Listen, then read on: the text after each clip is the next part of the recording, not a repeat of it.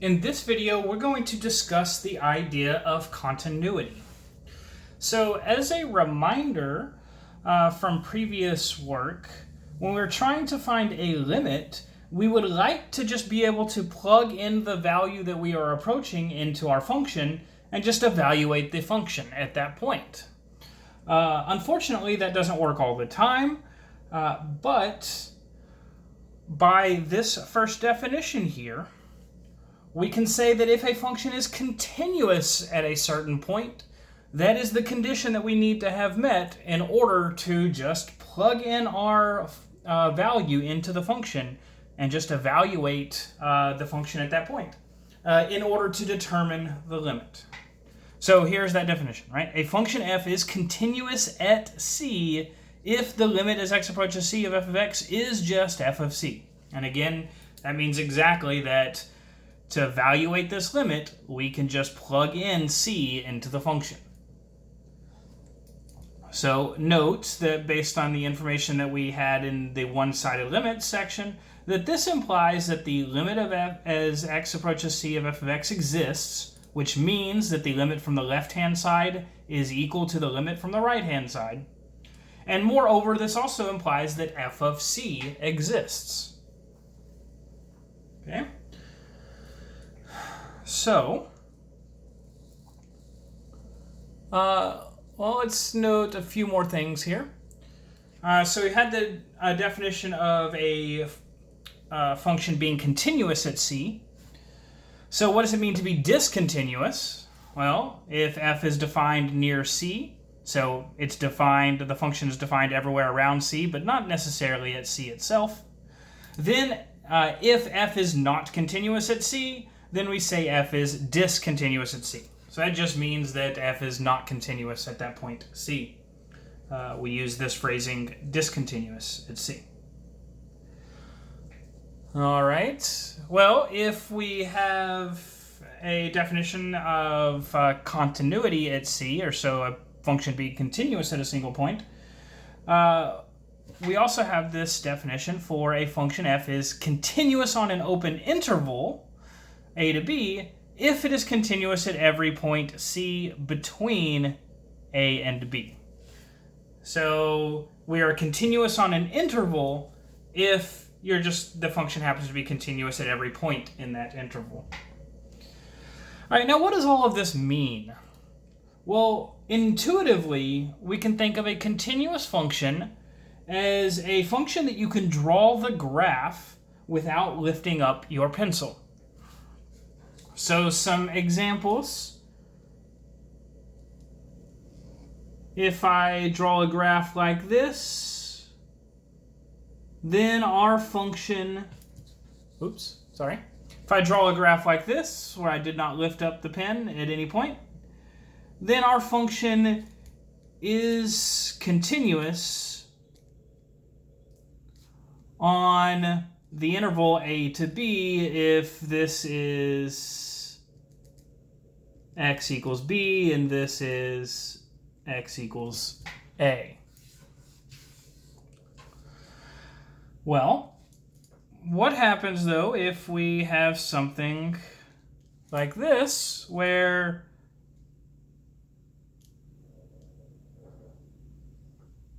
the function jumps? If this is x equals a and this is x equals b, and maybe this is some value x equals c here, then our function is not continuous on the open interval from a to b, and in fact, discontinuous, the function here is discontinuous at x equals c here. So we have what is called a jump discontinuity at x equals c.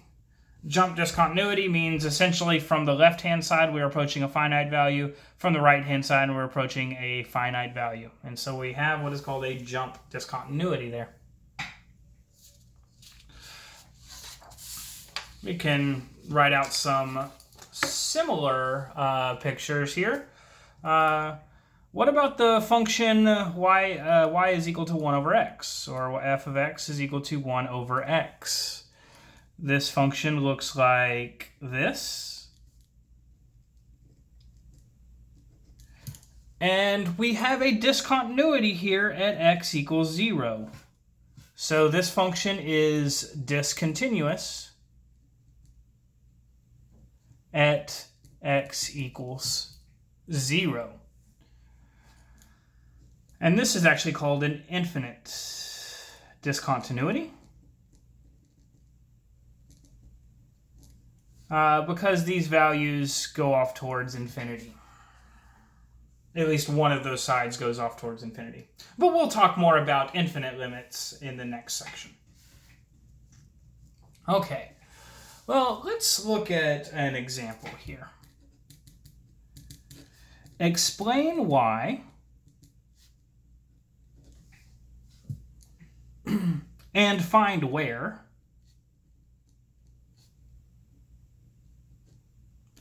the function is discontinuous.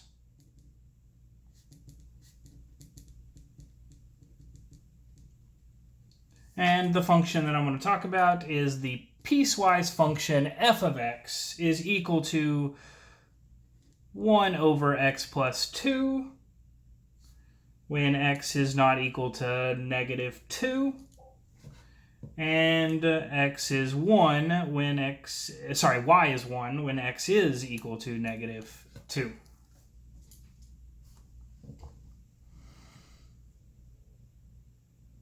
Okay. Well, we could do this by just drawing the graph for right now.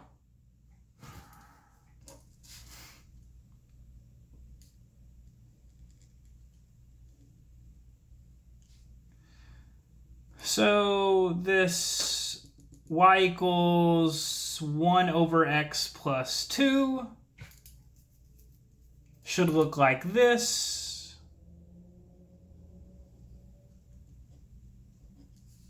Where this is at x equals negative 2. Let's see, x, y. And here we go. So we get this graph, and specifically at x equals negative 2, we get y is 1. So that would be right around... oops, that's a mistake. That would have been here. Because that pointer. Okay. So we would get that. This is 1. So this is like a half or something. All right. Actually, that might be a little off based on where I'm drawing that. If we plug in 0 here, that would actually be there as 1/2.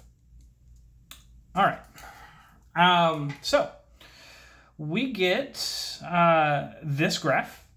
And we're going to say, why is this discontinuous, and where is it discontinuous? Well, notice that I don't have to pick up my pen anywhere here from negative infinity to negative 2. So this function is continuous on the interval negative infinity to negative 2. And furthermore, from negative 2 to infinity, this function is continuous on negative 2 to infinity. So really the question is, what about at x equals negative 2? Are we continuous or discontinuous there? Well, informally, notice that I have to pick up my pen to be able to draw the next part. So we are discontinuous there. But moreover, reminder of the definition of continuous at a point, a function is continuous at c if the limit as x approaches c of f of x is equal to f of c. But notice that implies that this limit exists. Well, for that limit to exist, we need the limit as x approaches negative 2 from the right to equal to equal the limit as x approaches negative 2 from the left. And notice that the limit as x approaches negative 2 from the right of f of x here does not exist. And certainly also the limit as x approaches negative 2 from the left also does not exist. But either one of these not existing means in particular that the limit as x approaches negative 2 of f of x does not exist. And our function cannot be continuous at x equals negative 2 if that limit does not exist. So that is our reasoning. The function is discontinuous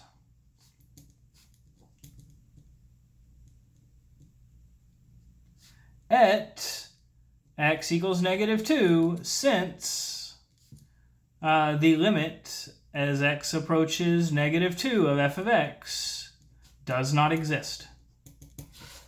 And that would be our reasoning for why that function is not continuous there. Okay, we're going to cover just a couple more things in this video real quick here. And that is a last theorem, and then we're going to prove one of those statements. So, theorem here. F and G are continuous. So, assume F and G are continuous at some value C, and K is a constant. Then the following functions are continuous at C. And what are those following functions? Well, one here is f plus g. 2 is going to be f minus g.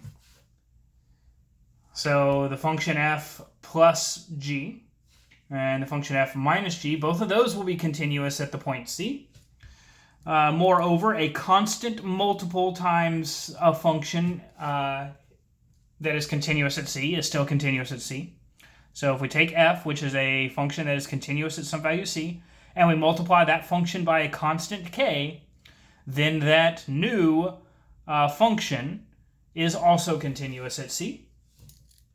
All right, if we take a function f that is continuous at C and we multiply it by an entire other function that is continuous at C, then this product is also continuous at C. The quotient is also continuous at C as long as, well, what do you think? This denominator, when evaluated at C, cannot be 0, right? Our denominator can't be 0. So as long as that's not 0, then the quotient is going to be continuous at C. All right, we got a couple more here. A function raised to an nth power, if n is a positive integer. If that is the case, if n is a positive integer, then a function that is continuous at C, if we raise that to a positive integer power, that new function is also continuous at C.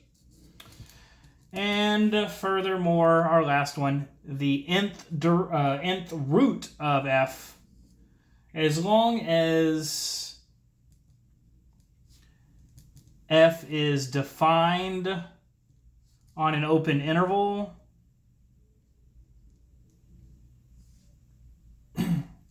interval containing C, and n is a positive integer.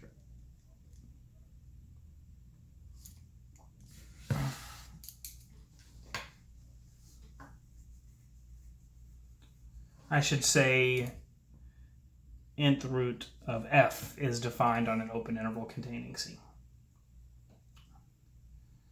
Right? If n is positive 2 and f was negative there, we'd be taking square root of a negative value.